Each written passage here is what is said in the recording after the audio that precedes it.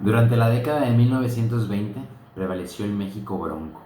Cualquier excusa o pretexto era bueno para un nuevo movimiento armado, y el asunto petrolero estaba inmovilizado. México seguía siendo un país bárbaro. No era tiempo de votos, sino de balas. Con el asesinato de Obregón, Calles tomó como iniciativa que las elecciones ya no podían ser por votación limpias, sino que el destino del país tendría que estar en manos de un solo hombre. Y en 1928, el 1 de septiembre, fue un momento fundacional. La era de los caudillos había terminado. Y a su vez, la creación de un partido político que representaría, entre comillas, a los más altos ideales e intereses de la revolución. De esa manera, Calles, el 1 de septiembre, entregaría el poder a Emiliano Portes Gil. El 4 de marzo de 1929 nace el PNR, Partido Nacional Revolucionario, que actualmente es el PRI, que dentro de un tiempo, en 1938, cambiaría su nombre a PRM, Partido Revolucionario Mexicano, cuya obligación era la transferencia pacífica de la sucesión del poder.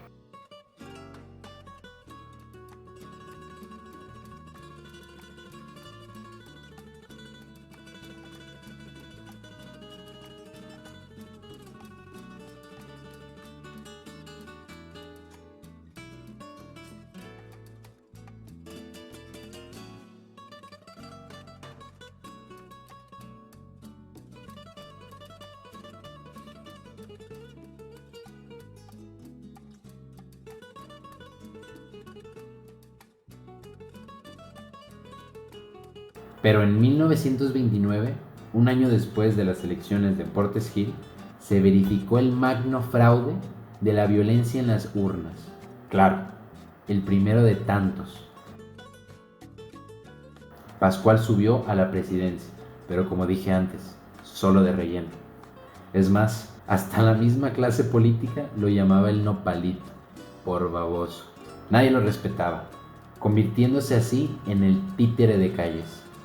El último pelele, Abelardo Rodríguez, tenía como tarea terminar tan accidentado sexenio que los otros peleles le habían dejado. Esto de 1932 al 34.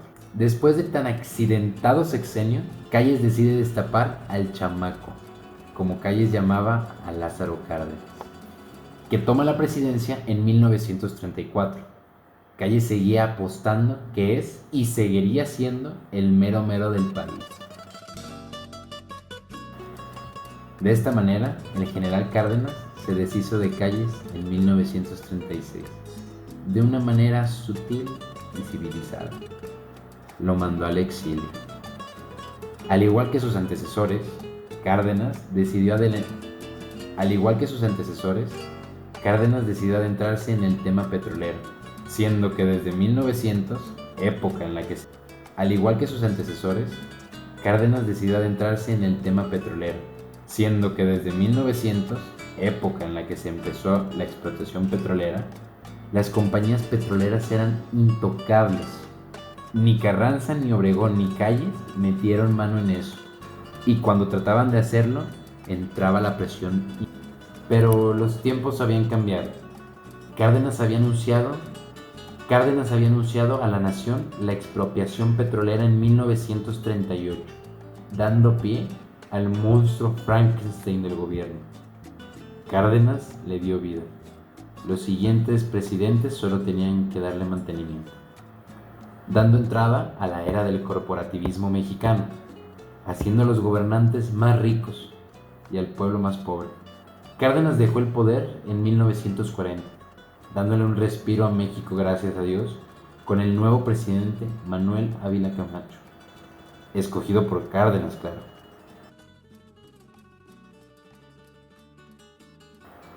La participación de México en la Segunda Guerra Mundial fue un tanto deplorable, hasta que el presidente en turno, Ávila Camacho, cortó de tajo tras la participación de Estados Unidos por el atentado de Japón a Pearl Harbor. Aunque México entró en estado de guerra al ver que submarinos alemanes acabaron con submarinos mexicanos. Y a su vez, mandaron al famoso Escuadrón 201 al combate en 1943, meses antes de que la guerra acabara. Pero la guerra no solo trajo cosas malas, también fue un importante impulso en la industria cinematográfica y musical, regalándonos a México y al mundo la época de oro, sonando las canciones de Jorge Negrete y Pedro Infante por casi todos los rincones del mundo, teniendo incluso el mismo éxito en Estados Unidos que canciones del mismísimo Glenn Miller. En el sexenio de Camacho se restregaron mucho dos cosas. Se crearon instituciones como el IMSS, Instituto Mexicano del Seguro Social,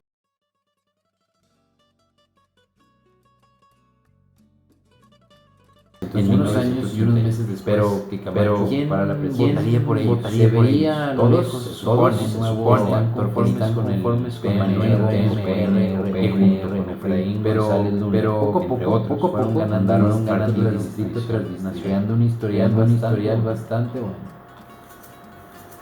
En 1930, pero aún así, no estaba listo para votaría por, pero ¿quién votaría por ellos? Todos se supone que están conformes con el PMR o PNR o PRI, pero poco a poco fueron ganando distrito tras distrito, creando un historial bastante bueno, haciendo de nuevo los fraudes sexenio tras sexenio, por aproximados 60 años. Así que sí, el que mandaba en México era el PRI, el Partido Revolucionario Institucional, que usaba como lema democracia y justicia social. Hasta parece broma.